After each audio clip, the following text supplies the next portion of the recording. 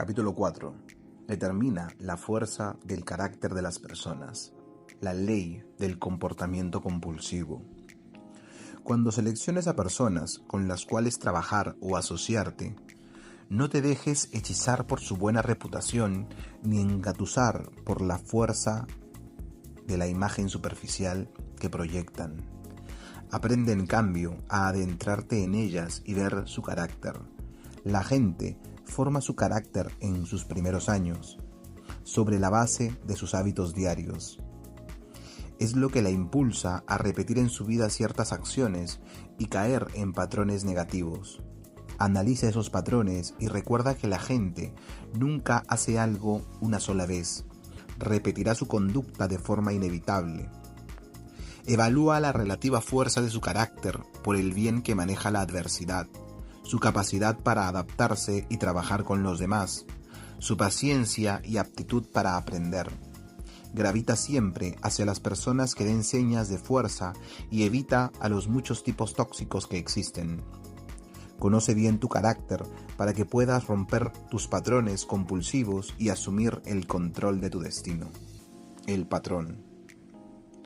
Para sus tíos y abuelos que lo vieron crecer en Houston, Texas, Howard Hodge Jr. era un chico tímido y torpe. Su madre estuvo a punto de morir cuando lo dio a luz y no pudo tener más hijos, así que lo adoraba. Preocupada siempre de que contrajera una enfermedad, vigilaba cada uno de sus actos y hacía cuanto podía para protegerlo. El chico parecía temer a su padre, Howard Sr., quien en 1909 había iniciado la Sharp Hughes Tools Company, empresa que pronto rindió una gran fortuna a la familia. El padre no solía estar en casa debido a los constantes viajes de negocios, así que Howard pasaba mucho tiempo con su madre. Aunque sus parientes lo creían nervioso e hipersensible, cuando creció, se convirtió en un joven sumamente cortés, de suave voz, consagrado a sus padres. Su madre murió repentinamente en 1922, a los 39 años de edad. El padre nunca se recuperó del todo de esa muerte prematura y falleció 2 años más tarde. A los 19, el joven Howard estaba solo en el mundo. Habría perdido a sus 2 seres queridos más cercanos, quienes habían dirigido cada fase de su vida. Sus parientes decidieron llenar ese vacío y darle al muchacho la orientación que precisaba. Pero en los meses posteriores a la muerte de sus padres, enfrentaron de súbito a un Howard Hodge Jr. que hasta entonces no habían visto ni sospechado. El joven de dulces palabras se volvió de pronto muy grosero. El chico obediente era ahora un rebelde declarado. No ingresó a la universidad como ellos le aconsejaron, ni siguió ninguna de sus recomendaciones. Entre más insistían, más belicoso se mostraba. Tras heredar la riqueza de su familia, el joven Howard podría independizarse por completo, y tenía la intención de llevar eso lo más lejos posible. Se empeñó de inmediato en adquirir todas las acciones de la Sharp Hughes Tools Company en poder de sus parientes, para así obtener el total control de la empresa, tan altamente lucrativa. Conforme a la ley de Texas, podía solicitar a un tribunal que lo declarara adulto si era capaz de demostrar que poseía la aptitud suficiente para asumir ese papel. Se hizo amigo de un juez local y obtuvo pronto el certificado que necesitaba. En adelante podría dirigir su vida y la compañía de herramientas sin interferencia alguna. Todo esto escandalizó a sus parientes, y poco después ambas partes interrumpieron casi todo contacto por el resto de sus vidas. ¿Qué había convertido al dulce chico que ellos conocían en un joven rebelde e hiperagresivo? Este fue un misterio que nunca resolverían. Tiempo después de declarar su independencia, Howard se estableció en Los Ángeles, donde decidió que seguiría sus 2 pasiones más recientes, la realización de películas y la conducción de aviones. tenía dinero para entregarse a sus dos intereses, y en 1927 resolvió combinarlos en la producción de una película épica de alto presupuesto sobre aviadores en la Primera Guerra Mundial, Los Ángeles del Infierno. Contrató a un director y un equipo de guionistas para que hicieran el libreto, pero se peleó con el director y lo despidió. Contrató a otro, Luther Reed, también aficionado a la aviación, y quien se identificaba más con el proyecto, pero él lo dejó pronto, harto de la constante interferencia de Hodge. Lo último que le dijo fue: «Si sabes tanto, ¿por qué no lo diriges tú mismo?». Hodge siguió su consejo y se nombró director. El presupuesto comenzó a aumentar y dispararse mientras él perseguía el realismo más extremo. Transcurrieron varios meses y luego años, durante los cuales Hodge atropellaba uno tras otro a cientos de miembros del equipo técnico y dobles de pilotos, 3 de los cuales murieron en terribles accidentes. Después de incalculables batallas, acabó por despedir a casi todos los jefes de departamento y por dirigir todo él mismo. Cuidaba cada toma, cada ángulo, cada cuadro. Los Ángeles del Infierno se estrenó por fin en 1930 y fue un gran éxito. Aunque la trama era un caos, las secuencias de vuelo y acción emocionaron al público. Había nacido la leyenda de Howard Hodge. Él era el joven brioso y rebelde que había sacudido el sistema y producido un éxito. El tosco individualista que lo hacía todo por él mismo. La cinta había costado nada menos que $3.8 millones y perdido cerca de 5 millones, pero nadie prestó atención a eso. El propio Hodge se mostró humilde y afirmó que había aprendido su lección de producción. Haber hecho solo Los Ángeles del Infierno fue mi más grave error. Pretender realizar el trabajo de 12 hombres fue mera estupidez de mi parte. Aprendí por experiencia que nadie puede saberlo todo. Durante la década de 1930, la leyenda de Hodge no hizo más que crecer mientras rompía varios récords mundiales de velocidad en la conducción de aviones, en varios de los cuales cortejó la muerte. De la compañía de su padre había desprendido Hodge Aircraft, que esperaba transformar en la principal fabricante de aeroplanos del mundo. En ese entonces, esto requería conseguir grandes contratos militares, de manera que cuando Estados Unidos entró en la Segunda Guerra Mundial, Hodge persiguió afanosamente uno de ellos. En 1942, varios oficiales del Departamento de Defensa, impresionados por sus hazañas de aviación, la meticulosa atención a los detalles que revelaba en sus entrevistas y sus incansables esfuerzos de cabildeo, decidieron conceder a Hodge Aircraft una subvención de $18 millones para que produjese 3 enormes aviones de transporte, llamados Hércules, que se usarían para trasladar soldados y provisiones a varios frentes de la guerra, llamados barcos voladores. Esos aparatos debían tener una envergadura de alas más grande que una cancha de fútbol americano y sostener 3 pisos sobre el casco.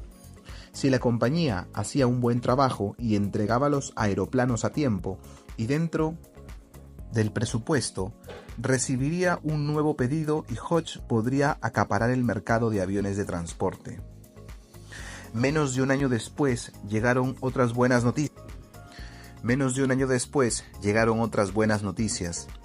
Asombrado por lo bello y esbelto diseño del avión D-2 de Hodge, la Fuerza Aérea realizó un pedido de 100 aviones de reconocimiento fotográfico por $43 millones. Para su reconfiguración conforme al estilo del D-2, sin embargo, pronto corrió la voz de que habían problemas en la Hodge Aircraft. Esta compañía se había iniciado como una especie de pasatiempo para Hodge, quien colocó a varios amigos de Hollywood y colegas de aviación en puestos de alto nivel. Cuando la compañía creció, ocurrió lo mismo con el número de departamentos, pese a lo cual había poca comunicación entre ellos.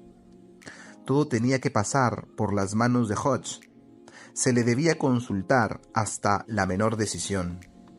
Frustrados por tanta interferencia en su trabajo, varios ingenieros de primera habían renunciado.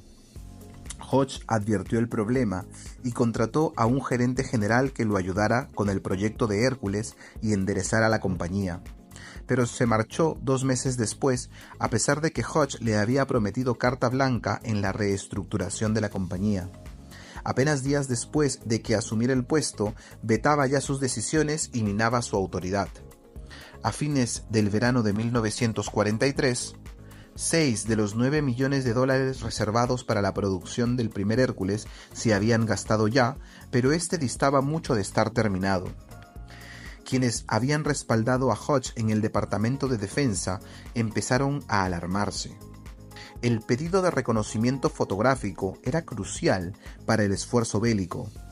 El caos interno y las demoras de Hércules anunciaban dificultades con el muy importante pedido de aviones de reconocimiento. ¿Hodge los había engañado con su carisma y su campaña publicitaria? A principios de 1944, el pedido de aviones de reconocimiento resentía ya un retraso irremediable. El ejército insistió entonces en que Hodge contratara un nuevo gerente general para que salvara al menos una parte del pedido.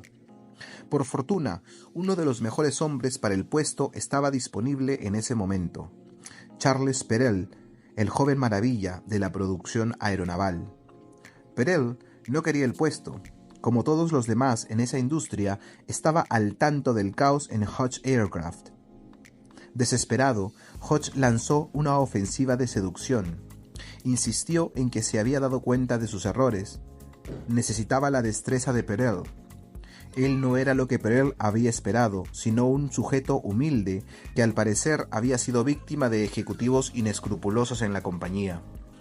Conocía todos los detalles técnicos de producir un avión, lo que impresionó a Perel, a quien prometió con toda la autoridad que requiriera. Contra sus mejores juicios, el joven aceptó el puesto. Después de unas cuantas semanas, sin embargo, lamentó su decisión. Los aviones estaban más atrasados de lo que se le había hecho creer, y todo lo que veía apestaba a falta de profesionalismo. Hasta los pésimos planos de los aviones. Se puso a trabajar, redujo el dispendio y simplificó los departamentos. Pero nadie respetaba su autoridad. Todos sabían quién dirigía en verdad la compañía, pues Hodge no cesaba de socavar las reformas de Perel. Cuando el pedido se retrasó aún más y la presión aumentó, Hodge desapareció de la escena, supuestamente a causa de un colapso nervioso. Al fin de la guerra no se había producido un solo avión de reconocimiento y la Fuerza Aérea canceló el contrato. Trastornado por la experiencia, Perel abandonó su puesto en diciembre de ese mismo año. Con la intención de recuperar algo de los años de la guerra, Hodge pudo terminar uno de los barcos voladores después conocido como el Ganso Elegante. Era una maravilla, afirmó, una brillante pieza de ingeniería a muy grande escala. Para desmentir a los escépticos, decidió hacer él mismo una prueba de vuelo. Mientras cruzaba el océano, sin embargo, resultó penosamente claro que la aeronave no tenía ni de cerca la fuerza suficiente para su enorme peso, y 1,5 kilómetros tuvo que descender suavemente en el agua y hacer que se lo remolcara de regreso. Ese avión no volvió a volar nunca más y quedó varado en un hangar a un costo de $1 millón al año. Hodge se negó a desmantelarlo y venderlo como chatarra. En 1948, el dueño de RKO Pictures, Floyd Odlum, deseaba vender su compañía. RKO era uno de los estudios más rentables y prestigiosos de Hollywood, y Hodge ansiaba volver a los reflectores y establecerse en el cine. Compró las acciones de Odlum, adquirió una participación mayoritaria y RKO cayó presa del pánico. Los ejecutivos conocían la reputación de Hodge por sus constantes intromisiones. La empresa acababa de adoptar un nuevo régimen, instaurado por Dor Skary, que la transformaría en el estudio ideal para los directores jóvenes. Skary optó por renunciar antes de ser humillado, pero aceptó conocer a Hodge guiado por la curiosidad. Este se mostró encantador, estrechó la mano de Scary, lo miró a los ojos y le dijo: «No quiero intervenir en la conducción del estudio, lo dejaré en paz». Scary cedió, sorprendido por la sinceridad de Hodge y su aceptación de la propuesta de transformación del estudio, y durante las primeras semanas todo fue como él había prometido. Pero entonces comenzaron las llamadas telefónicas. Hodge quería que Scary reemplazara a una actriz en el filme que se producía en ese momento. Este comprendió su error y renunció de inmediato, llevándose a buena parte de su equipo. Hodge llenó los puestos vacantes con personas que seguían sus órdenes y contrataban justo a los actores de su agrado. Adquirió un guión titulado Jet Pilot y planeó hacer de él la versión de 1949 de Los Ángeles del Infierno. Sería protagonizada por John Wayne y el gran director Joseph von Sternberg la dirigiría semanas más tarde. Sternberg no soportó una llamada más y renunció. Hodge se hizo cargo. En una repetición absoluta de la producción de Los Ángeles del Infierno, tardó casi 3 años en terminar la cinta, debido sobre todo a las fotografías aéreas, y el presupuesto se elevó a $4 millones. Hodge había filmado tantas secuencias que no sabía cómo editarlas. Pasaron 6 años antes de que el filme estuviera listo, y para entonces las escenas de jets eran por completo anacrónicas, y Wayne lucía considerablemente mayor. La película cayó en el olvido. El antes bullicioso estudio pronto comenzó a perder sumas sustanciales, y en 1955, frente a la furia de los accionistas por sus malos manejos, Hodge la vendió a la General Tire Company. En la década de 1950 y principios de la de 1960, el ejército estadounidense decidió poner al día su filosofía de combate. Para librar una guerra en sitios como Vietnam, se precisaba de helicópteros, entre ellos uno ligero de observación para labores de reconocimiento. El ejército buscó a posibles fabricantes y en 1961 seleccionó a los 2 que habían presentado las mejores propuestas, ninguno de los cuales era la segunda compañía de aviación de Hodge, también desprendida de Hodge Tool. La Hodge Aircraft original marchaba ya con total independencia de aquel. Hodge se negó a aceptar este descalabro. Su equipo de publicidad lanzó una enorme campaña de cabildeo, durante la cual Hodge se ganó a fuerza de cenas a los altos mandos del ejército, tal como había hecho 20 años atrás con los aviones de reconocimiento fotográfico. Gastando dinero a manos llenas, la compañía fue un éxito y Hodge entró a la carrera con los otros 2. El ejército determinó que la compañía que ofreciera el mejor precio se llevaría el contrato. El precio que Hodge presentó sorprendió a la milicia. Era tan bajo que parecía imposible que la compañía ganara dinero con la fabricación de los helicópteros.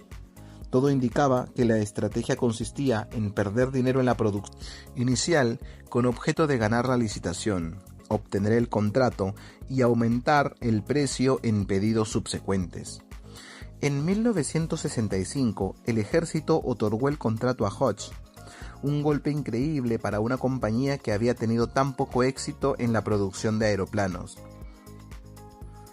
Si hacía los helicópteros bien y a tiempo, el ejército podría ordenar miles más, y Hodge podría utilizar eso como trampolín para la producción de helicópteros comerciales, un ramo en expansión. Como la guerra de Vietnam se intensificaba, el ejército tenía la seguridad de que incrementaría su pedido y de que Hodge cosecharía los beneficios. Pero mientras esperaban la entrega de los primeros helicópteros, los oficiales que le habían otorgado el contrato a Hodge comenzaron a inquietarse. La compañía estaba tan retrasada que tuvieron que hacer una investigación para saber qué pasaba. Para su horror, no había una línea de producción organizada. La planta era demasiado pequeña para manejar un pedido de esa magnitud. Todos los detalles presentaban inconvenientes, los planos eran poco profesionales, las herramientas inadecuadas y había muy pocos obreros calificados. Era como si la compañía careciera de experiencia en el diseño de aviones y pretendiera deducirlo sobre la marcha. Ese era justo el mismo predicamento que había surgido con los aviones de reconocimiento fotográfico, que solo unos cuantos en el ejército recordaban. Obviamente, Hutch no había aprendido la lección de su fracaso previo. En esas condiciones, era de suponer que los helicópteros llegarían en cuentagotas. Alarmado, el alto mando del ejército decidió licitar un nuevo contrato por los 2.200 helicópteros que ahora necesitaba, con la esperanza de que una compañía más experimentada presentara un precio menor y desplazara a Hutch. Este cayó presa del pánico. Perder esa licitación significaría su ruina. La compañía contaba con aumentar el precio en este nuevo pedido para recuperar las grandes pérdidas en que había incurrido en la producción inicial. A eso le había apostado Hutch. Si ahora ofrecía un precio bajo por los helicópteros adicionales, se arriesgaba a no obtener ganancias. Pero si su oferta no era lo bastante baja, alguien lo rebasaría. ¿Qué fue lo que al final sucedió? Hutch perdió en los helicópteros que produjo una suma astronómica, $90 millones. Esto tuvo un efecto devastador en la compañía.